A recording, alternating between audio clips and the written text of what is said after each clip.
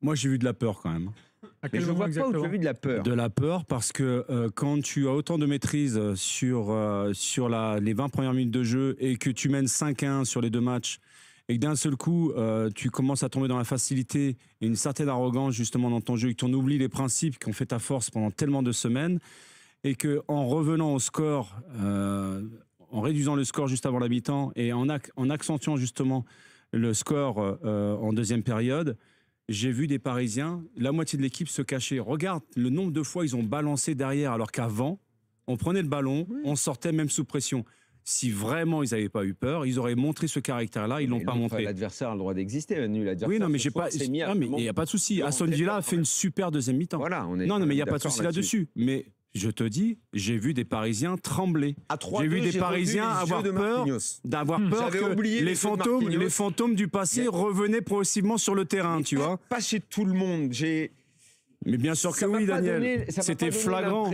Ils balançaient en permanence, ils essayaient même plus de construire, ils n'arrivaient même plus à sortir un ballon, ils n'arrivaient même plus à contrer les velléités offensives. Mais de là, ça va un peu... Ils flippaient, les mecs. La preuve, tous les supporters parisiens flippaient également. Parce qu'ils ressentaient exactement... Parce qu'ils ressentaient exactement les choses. À aucun moment, ils ont vu les Parisiens sur le terrain, leur envoyer des signaux positifs en disant, quoi qu'il arrive, ça va passer, il n'y aura pas de problème. On a tremblé jusqu'à la dernière minute, jusqu'à la reprise de volée qui a été sauvée. C'est l'ADN du PSG, ça, ce genre de choses-là. Mais oui, mais c'est des choses qu'on ne voyait plus, qu'on ne pensait plus revoir du côté du Paris Saint-Germain. Ouais, s'il n'avait pas corrigé certaines choses, justement, dans l'approche mentale, je pense qu'il le prenait, le quatrième but. S'il n'y avait pas eu un Donnarumma, je pense qu'il repartait.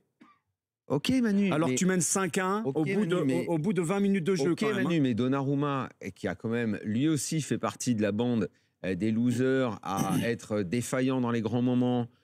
Là, ce soir, le fait même qu'il soit à ce point solide... Contre ça, alors rappelle-toi, contre ça, le coup franc, il rate. Je sais bien, mais le fait que Donnarumma fasse ses arrêts et affiche cette solidité, c'est un message qui est plutôt positif. Ouais, mais tu peux également compter sur lui. Daniel, tu es le premier à dire que quand le gardien est le meilleur de ton équipe, c'est qu'il y a un problème quelque part. Je ne dis pas qu'il n'y a pas de problème. Et là, on parle du Paris Saint-Germain qui a écrasé Aston Villa dans le jeu sur le match aller et qui était largement favori, même à Aston Villa. Je ne dis pas qu'il n'y a pas de problème. Je te dis, je conteste un peu la théorie de la peur. C'est pas comme les autres années. Je pense que de ce côté-là, j'ai vu des joueurs flipper, moi. Défensivement, c'était du grand n'importe quoi. Oui, c'était à l'arraché, c'était Mayday, on dégage quand le ballon arrive. Il n'y avait plus de maîtrise. Ça veut dire que tu balances parce que l'autre te presse et puis. Il n'y avait plus de maîtrise, Daniel.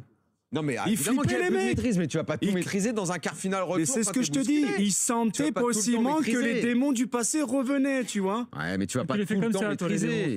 Les démons, tu vois. Je sais pas. Je veux croire que pas mal de choses ont quand même. En tout cas, que ça leur serve de leçon. Parce que à 20 minutes de jeu, quand ils menaient 5-1 et 2-0, qu'il n'y avait qu'une seule équipe sur le terrain, ils ont arrêté de jouer. Ils sont tombés dans l'arrogance.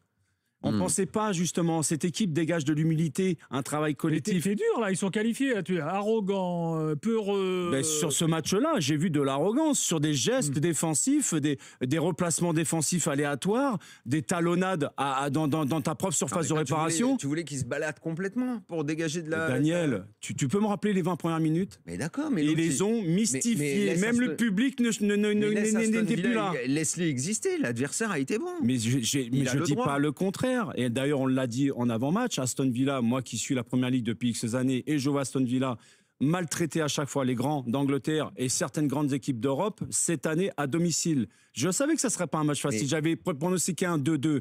Mais je ne pensais pas avoir une telle dégringolade après avoir mené 2-0. Ceux qui sont le plus critiquables sur le match, après peut-être on trouvera des choses à redire à la presta du PSG, qui sur la deuxième mi-temps s'est vraiment fait marcher dessus.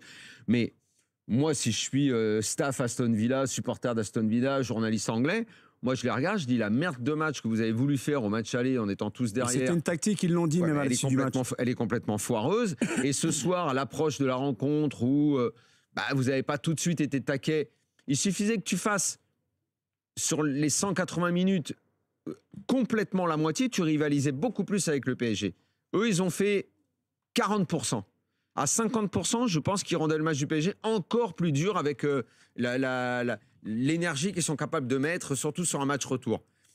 Moi, je dis qu'Aston Villa ils doivent s'en prendre qu'à eux-mêmes, les joueurs. Paris, que ce soir, ils connaissent ce qu'ils ont peu connu finalement cette année. Même dans la première Alors phase, toi, ils tu es ont en pas train de été me dire en bousculés fait comme que ça. c'est grâce aux qualités d'Aston Villa qu'on a tremblé jusqu'à la fin du match. Ouais, je pense, sur la deuxième mi-temps, oui. D'accord. Donc tu remets pas en question le fait que Paris Saint-Germain menant 2-0 après 20 minutes de jeu en ayant 5-1 sur les deux matchs, ils n'ont pas lâché le match. Mais ils n'ont pas lâché le match. Ils ont été. Il y a un adversaire qui a fait. Rappelle-moi ce qui s'est passé à Anfield quand même au match retour, où sur la première période, il y a eu je sais pas combien d'occasions de but de Liverpool. Eh oui, Heureusement, bah pareil, là. il y a eu toujours un défenseur ou un gardien de Mais but. tu vas pas te balader dans les matchs. Mais c'est ce que je te dis, Daniel. Tu vas pas te promener. C'est ce que je te dis. Au contraire, Ils n'ont pas tu gagné sais. 2-0 à Anfield au bout de 20 minutes Eh de ben, jeu. qui se qualifient de cette façon en souffrant. Ils l'avaient pas encore fait. Ils l'ont fait. Je sais ça va pas, leur faire pose la du question bien. au public pour savoir s'ils n'ont pas tremblé jusqu'à la fin. Mais eux, ils ont tremblé. Mais je te Alors parle pas toi, de ça, moi. tout le monde a tremblé, mais pas les joueurs sur le terrain.